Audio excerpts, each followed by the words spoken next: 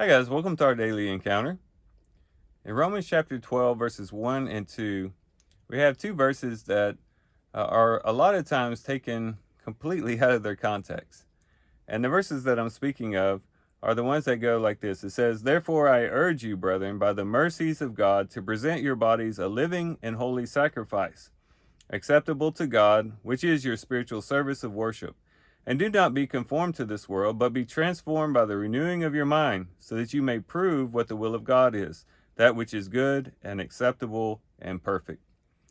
What oftentimes is forgotten about these two verses is the very first word in these two verses, and that is the word therefore.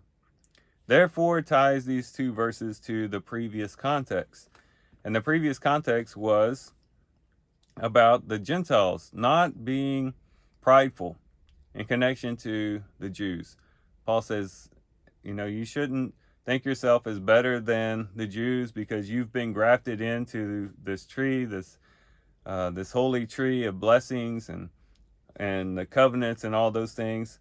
And because the disobedient Jews have been broken off, don't be prideful about it, because he says, you know what, if you who came from a wild olive tree have been grafted in to this tree, how much more so will the natural branches be grafted back in if they turn and come to believe, come to faith.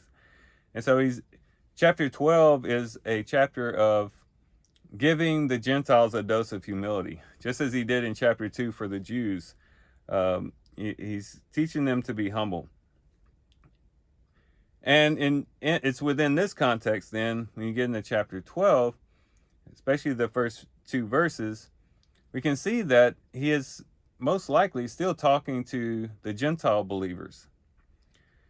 And that becomes very important in understanding what these two verses are actually talking about.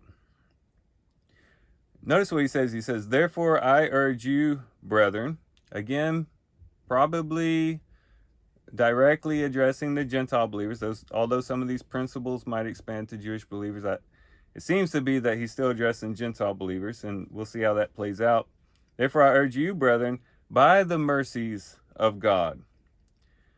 Now, if we take these two verses in isolation, that statement may not make as much, or may not be as clear to us. Why does he say, by the mercies of God, to present your bodies a living and holy sacrifice? Well, it goes back again to the previous context. What had Paul just been speaking about? Well, he's been speaking about the mercies of God. As a matter of fact, the New American Standard translates mercies, plural, and that is in line with the original language.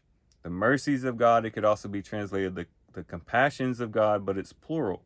And that's significant because in chapter 11, that's exactly what Paul had been talking about, the mercies, plural, of God.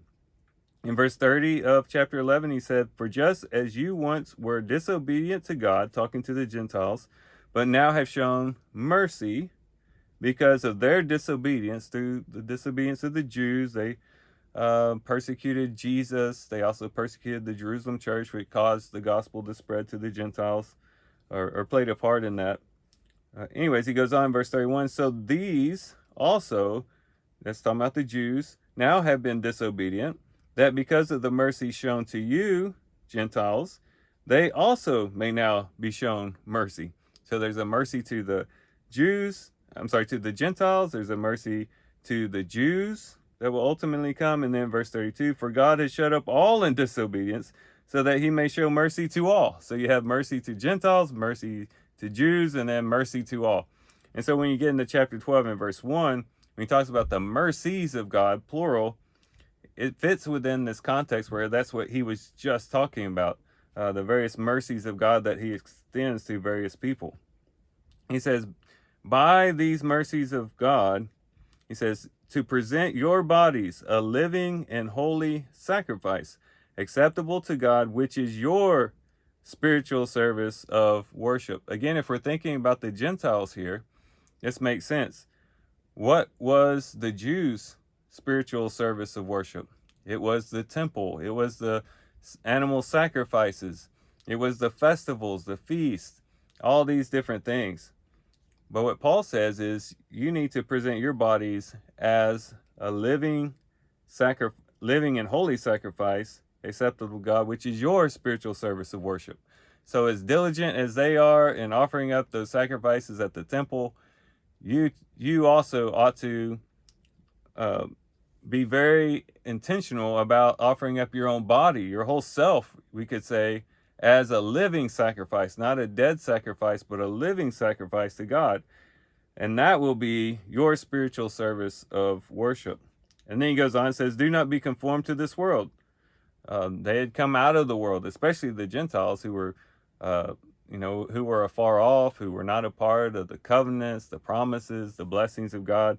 They came from the world, but they're not allowed their minds to be conformed. This is a passive word in the original language. In other words, don't allow your mind to become conformed to this world, but be transformed by the renewing of your mind.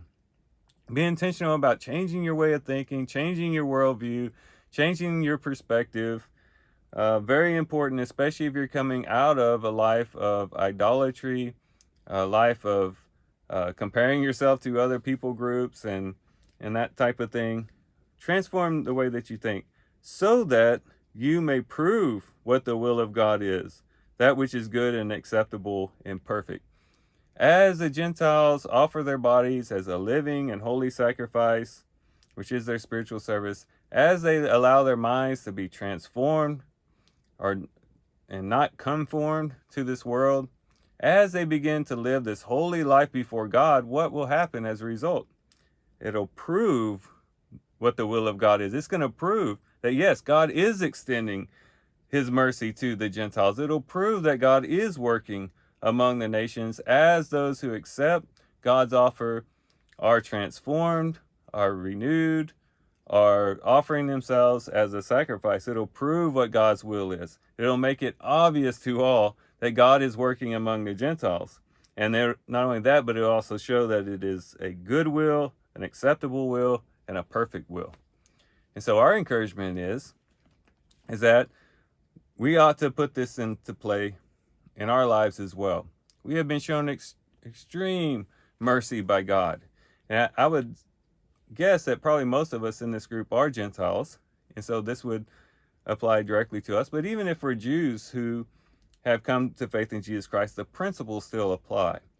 We need to live a life in which we are wholly devoted to God, not only in our bodies, but also in our minds, and living a holy life, a sanctified life before him, and therefore proving that God's will is good and extending his mercy to whatever group it might be, whether it's to the Gentiles, to the Jews, or to all people in general. But because God has shown us mercy, it ought to motivate us, it ought to energize us, it ought to cause us to want to live a life wholly devoted to him, standing on the mercy and the grace given to us at the cross, and moving forward in this world, being a great example to all, being conformed to the image of Christ, living a life of obedience to God, and showing that God's will is good, it is acceptable and perfect, because his mercy was not in vain, but it actually produced people who are holy and righteous in his sight, and in the sight of all, we could say. So that's chapter 12, verses 1 and 2 in the context. And I think if we look at it from that perspective, it fits a lot nicer in the book of Romans, and not seen quite as isolated. But it has a lot of practical application for us even today. So these are some things we can reflect on and think about as we do our reading today. And with that, guys, I do thank you for watching the video today. Hope you guys have a great day. Love you guys. God bless.